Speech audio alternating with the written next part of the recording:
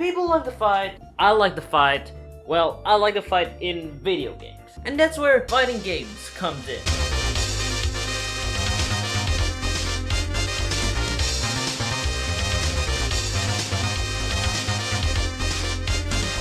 Fighting games have been, and still is, one of the best game genres to be ever made. From games like the very first Street Fighter, which came out in 1987, to now, Mortal Kombat 11.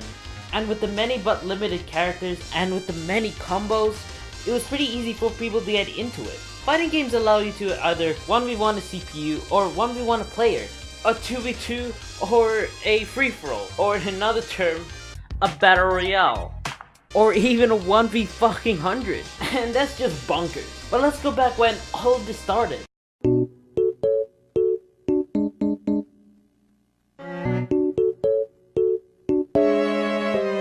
Yo, thanks dude. Yeah, no problem, man. Year's 1987. This was a time when video games were growing by a huge scale. And this was a time when arcade games were getting popular. As well, it was cheaper than having to pay $200 for an actual console. And instead, let's put a fucking cord in that shit and let's play some fucking Galaga. Come on, man. But one day a company called Capcom, who later on went to make every Resident Evil game, made a Street Fighter. Street Fighter, being the very first fighting game, also introduced a whole new concept. Instead of you jumping on Goombas and having to play by yourself and then your little brother would be like, well, mom said it's my turn on the Xbox. And instead you were allowed to fight a CPU, or even better, a player. This concept was huge back then, as this was the very first time you were allowed to fight against other people. And this resulted in competitions such as esports. But without this, then you wouldn't get games that have split screens, or online games, or we wouldn't get other fighting games. And they also introduced another concept: combos. By the time Street Fighter 2 came out, they started using combos. Unlike any other game, you don't just press the X to do a Hadouken. Instead, you have to do a combo. A combo being a combination of buttons were pretty hard to do back then. You couldn't just pause the game and look at what combo to do. Another way of doing it was getting a guidebook, but I don't think anyone was fucked to do that. And it was basically one of the reasons why people never really got into fighting games. But there were actually a lot of people who were actually determined to do it, even to the extent of becoming one of the best. And just look at this fight against Justin versus Daigo.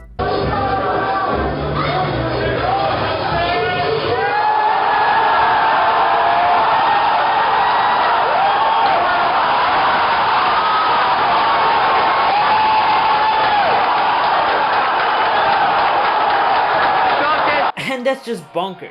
But with a great genre like this, there's obviously other creators who would want to make games like this. And one of them is called...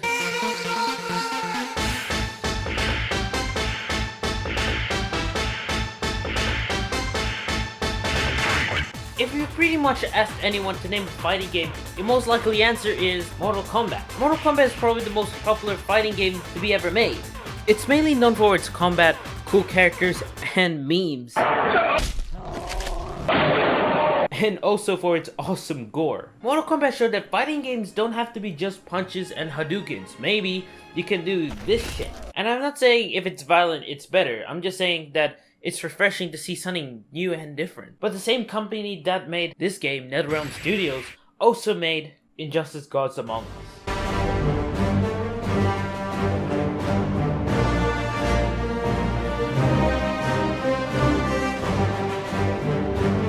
Injustice: Gods Among Us is considered as the superhero version of Mortal Kombat, or the whoopsie honey, that's a bit too violent. Or in a shorter version, the baby version of Mortal Kombat. Gameplay is mostly the same with a few slight changes to it.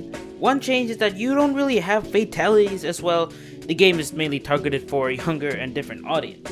But you still have ultimates, and trust me, the ultimates are sick in this game. But hey, let's move gameplay aside and, well, let's talk about the story. Story in most video games is basically important, as it would make the player want to invest their time into the game and finish it.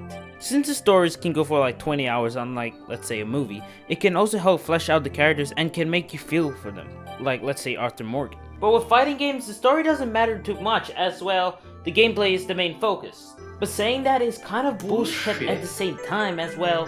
Have you seen the story for Injustice? The story just feels fresh, new, and original at the same time. And I can't recall any other game or movie that shows an evil version of Superman. And yes, this version of Superman is evil, and he even kills Shazam. So basically saying that the story doesn't matter is kind of bullshit. But hey, I saved the last for best. Wait, is that right? The best for last. Yeah, there we go. Super Smash Bros. Look, this fighting game isn't the best, but to me, yeah, it is the best. But Super Smash Bros. Is childish and lame, like, oh my god. And well, yeah, it's childish because what do you expect? It's a Nintendo game. But lame? Bitch, please. Bet you don't have fucking Sans in Mortal Kombat. And yeah, Sans is in Super Smash Bros. But Super Smash Bros. Is different from most other fighting games. In most fighting games like Mortal Kombat, you have to stick to going from right or left. But with Super Smash Bros, you can go anywhere. You can go here, here, here, here. So basically you have more freedom of movement. But that's not the only thing that makes it good. What makes it good is the character roster. In Super Smash Bros, you can play around 70 characters, and that's just bonkers.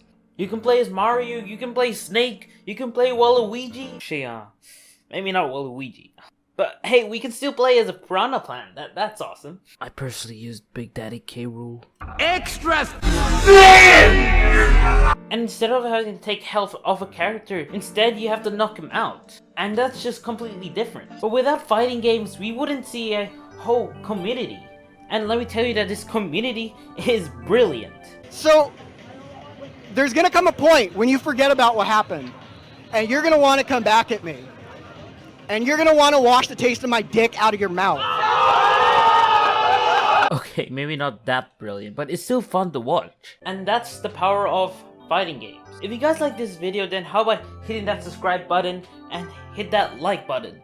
And that would mean a lot to me. If you guys also want to, I have a Patreon. So if you want to donate, then your choice. Anyways, thank you guys for watching, and I'll see you later.